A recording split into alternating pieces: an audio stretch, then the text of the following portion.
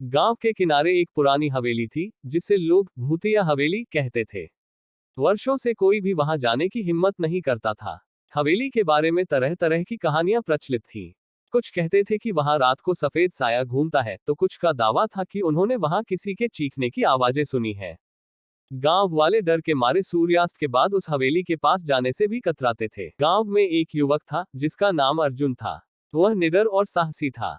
उसे इन भूत प्रेत की कहानियों पर विश्वास नहीं था। उसने ठान लिया कि वह इस रहस्य का पता लगाएगा। एक दिन उसने अपने दोस्तों से कहा, मैं आज रात हवेली में जाकर देखूंगा कि वहां सच में कोई भूत है या यह सिर्फ एक अफवाह है। अर्जुन की बात सुनकर उसके दोस्त डर गए। उन्होंने उसे समझाने की बहुत कोशिश की, लेकिन वह नहीं माना। आखिरकार दोस्तों ने तय किया कि वे भी अर्जुन के साथ चलेंगे, लेकिन हवेली के अंदर जाने की हिम्मत किसी में नहीं थी। रात हुई, चांदनी रात थी, लेकिन हवेली के पास घना अंधेरा छाया हुआ था। अर्जुन एक लालटेन लेकर हवेली के भीतर घुसा। अंदर घुसते ही उसे चारों ओर धूल और जाले दिखे। हवेली बहुत समय से वीरान पड़ी थी।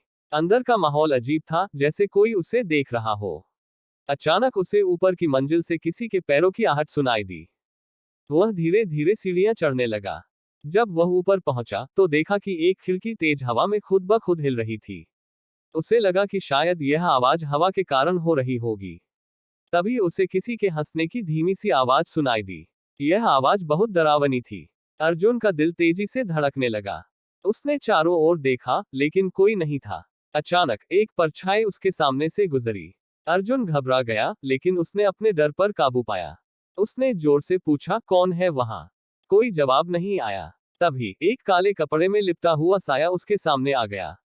अर्जुन का शरीर कांपने लगा, लेकिन उसने हिम्मत जुटाकर लालटेन को उस दिशा में किया। साया धीरे धीरे उसकी ओर बढ़ रहा था। अर्जुन ने अपने आप को संभाला और जोर से बोला, अगर तुम भूत हो तो सामने आओ। तभी अचानक हवेली में एक तेज झोंका आया और दरवाजे अपने आप बंद हो गए। अर्जुन अब सच में डर गया था। उसने भागने का फैसला किया, लेकिन तभी उसे पीछे से किसी के रोने की आवाज आई। अर्जुन रुका। आवाज बहुत दर्द भरी थी।